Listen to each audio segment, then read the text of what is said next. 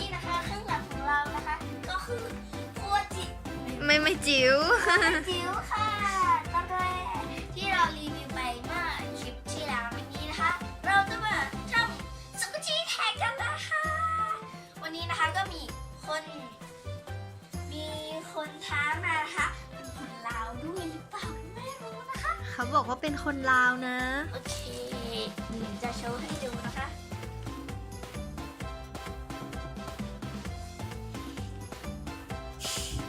นี่นะคะนี่ค่ะ โอเค นี่นะคะ ค่ะ ตอนสุดท้ายเขาก็บอกนะคะอย่าลืมรับคำท้านะคะมายุกินะ โอเคค่ะ เดี๋ยวเรา แล้วไมายก็เป็นคนถ่ายให้ยูกิอยู่นะคะ ก็ แล้วก็มาดูอันแรกที่เขาบอกว่าแนะนำตัวนะคะเขาก็บอกว่าชื่อนีน่าค่ะ เป็นคนลาวนะคะ ขอท้าสกุชชี่แท็กค่ะโอเคนะคะ ก็เดี๋ยวเรามาอ่านกันเลยข้อแรกนะคะเนี่ยเขาบอกว่ามีข้อแม้1สกุชชี่ใหญ่เขียนผิดกับแล้วพูดว่าเหยแล้วสกุชชี่ใหญ่ที่สุดนะคะ ก็จะว่าเป็นตัวนี้นะคะจีราฟค่ะไม่รู้นะคะว่าของแบรนด์อะไรเดี๋ยวเราจะแกะมาให้ดูนะคะอย่าลืมมาดูคลิปนี้นะคะมีหน้าอย่าลืมมาดูคลิปนี้นะคะนี่นะต้นนี้เดี๋ยวมาโอเคนี่นะมันคือมีหลายสีมากเลยนะคะตรงนี้ก็เขียนว่าโนโนใช่ไหมโอเคนี่นะคะหน้าตาของยีราฟของเราก็น่าทานเนื้อตรงนี้เนียนนุ่มมากเลยนะคะโอเคค่ะงั้นเราไปดูที่ข้อต่อไปกันเลยค่ะเก็บก่อนนะคะเดี๋ยวไปดูต่อไปกันเลยที่อยากให้เพื่อนนะคะอยากให้เพื่อนเขาพิมพ์ผิดนะคะอยากให้เพื่อนเหรอก็คือนี่ค่ะกระเป๋านี่นะคะซูมเข้ามาเลยค่ะซูมเลยค่ะเห็นมือก็รู้ นี่นะคะก็ข้างหลังก็จะเป็นอย่างนี้ค่ะยูกิภาษาแบบหนึ่งโอเคก็จะสีแบบของเราอีกนะคะโอเคเรามาบีบกันเลยค่ะ1 2 3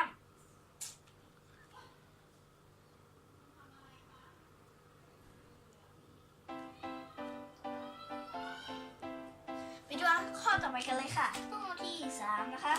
สกุชชี่ที่แหลที่สุดไม่รู้คือเราไม่รู้น่าจะเป็น Crazy Poop Squishy นะคะ Crazy Poop Squishy นะคะน่าจะเป็น2ตัวนี้อันนี้เรามีเยอะเดี๋ยวเรามาดูตรงกันนะคะก็จะมีโมเชนที่เสียบโทรศัพท์ก็มีเป็นอย่างนี้นะคะของสับปะรดนะคะเป็นลูกพิซซ่า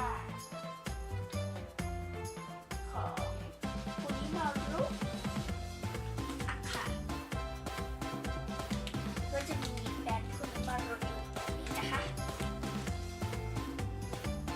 เอ๊ะเดี๋ยวเรามาดูข้อที่4กันเลยค่ะสกุชชี่ที่เล็กที่สุดนะคะ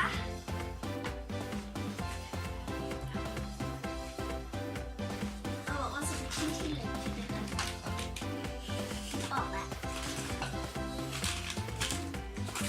นี่แหละค่ะก้อนเล็กแต่เรามีเยอะแบบนี้ค่ะนี่นะคะจะเป็นอิโมจิค่ะสีเหลืองนะคะหน้าจุ๊บโอเคดูข้อที่5กันเลยค่ะข้อที่5นะคะสกุชชี่น่าจะเป็น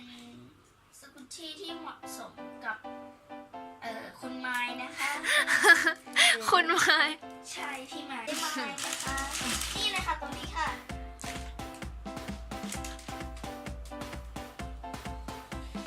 ว่าเป็นสกุชชี่ด้านหลังอยู่ด้านหลัง cat squishy นี่นะคะ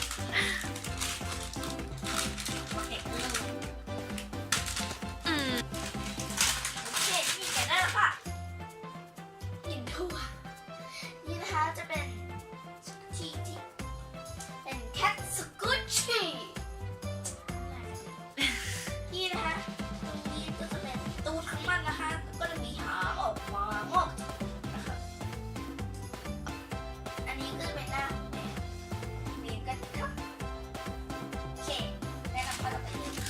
นะคะ ข้อ 6 สกุชชี่ที่เหมาะกับน้องขยะ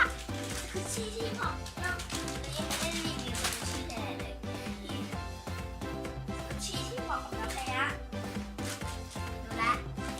นี่ค่ะไอ้แล้วสกุชชี่เดี๋ยวเรามาดูกันว่ามันคืออะไรควรน้ำค่ะควรน้ำชอบกินนม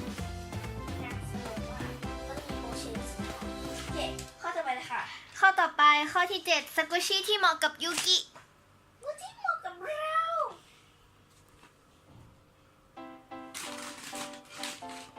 นี่ข้างในหอนี้นะคะ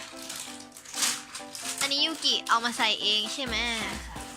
นี่นะคะตัวนี้นะคะสกุชชี่ไอบู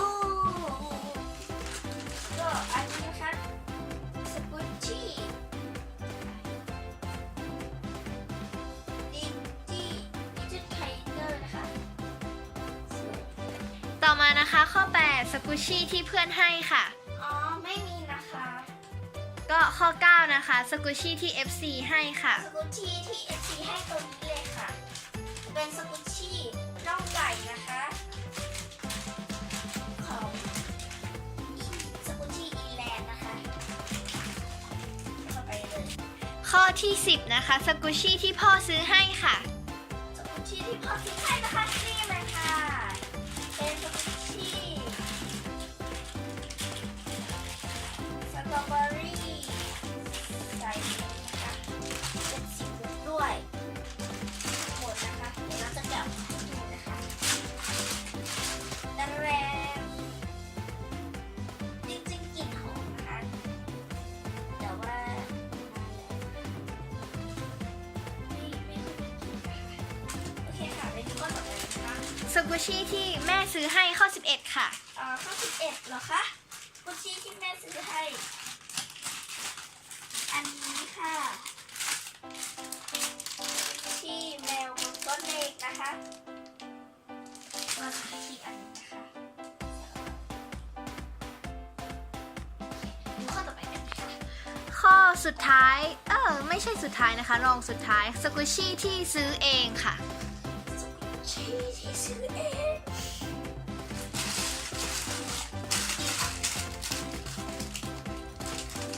ตัวนี้2 ตัวนะ3 ตัวนะคะเป็นที่เค้กกระต่ายโรลนะคะส่วนอันนี้ก็จะเป็นสกุชชี่ออตดอทนะคะตัวนี้ก็คือสกุชชี่ค่ะเอาไปเลยค่ะ ข้อ 13 ข้อสุดท้ายนะคะ สกุชชี่ที่ทำเอง 5 ชิ้นค่ะ อ๋อสกุชชี่ที่ทำเอง5 ชิ้นนะคะก็ให้เพื่อนเนาะจะวันเกิดนะก็ให้เพื่อนรักนะคะ